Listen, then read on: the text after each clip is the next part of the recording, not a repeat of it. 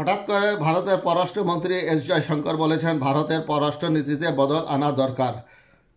ভারতের পররাষ্ট্রনীতিতে বদল আনা দরকার বলে মন্তব্য করেছেন দেশটির পররাষ্ট্রমন্ত্রী এস জয়শঙ্কর। রোববার ভারতের রাজধানী নয়াদিল্লিতে ইন্ডিয়াস ওয়ার্ল্ড নামের আন্তর্জাতিক নীতি বিষয়ক একটি নতুন সাময়িকীর উদ্বোধনী অনুষ্ঠানে বক্তব্য রাখার সময় তিনি এ বক্তব্য রাখেন। খবর হিন্দুস্তান টাইমসের। ভারতের পররাষ্ট্রমন্ত্রী বলেন, বিশ্ব এখন আর দ্বিমেরু বিশিষ্ট বা এককেন্দ্রিক অবস্থায় নেই।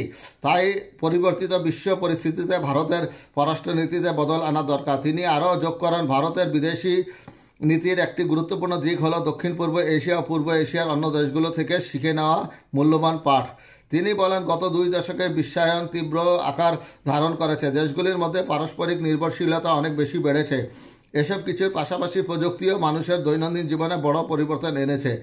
তিনি যোগ করেন, গত 10 বছরে প্রধানমন্ত্রী এবং পররাষ্ট্রমন্ত্রী যখন বিদেশ সফর করেছেন তখন প্রযুক্তি, মূলধন, সর্বোত্তম অনুশীলন এবং বিনিয়োগ সম্পর্কিত আলোচনা অনেক বড় ভূমিকা নিয়েছে। তিনি ভারত সরকারের বহির্বিশ্বে প্রযুক্তিগত সহযোগিতা ও বিনিয়োগের গুরুত্ব তুলে ধরে বলেন, এটি দেশের জাতীয় উন্নয়নের জন্য অপরিহার্য।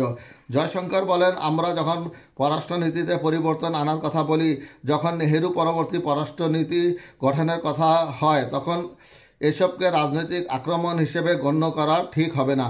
তিনি আরও বলেন, বিশ্বমঞ্চে ভারত ক্রমশ গুরুত্বপূর্ণ ভূমিকা পালনকারী দেশে পরিণত হচ্ছে। আগামী বছরগুলোতে বিদেশে ভারতের প্রবাসী শ্রমিকের সংখ্যা নাটকীয়ভাবে বাড়বে। আন্তর্জাতিক পর্যায়ে আমরা গতিশীলতার বিস্ফোরণ দেখতে পাচ্ছি। তাই বড় করে ভাবা, দীর্ঘমেয়াদী ভাবা এবং স্মার্ট করে ভাবাই ভবিষ্যতে পররাষ্ট্রনীতি হবে বলে আমার ধারণা।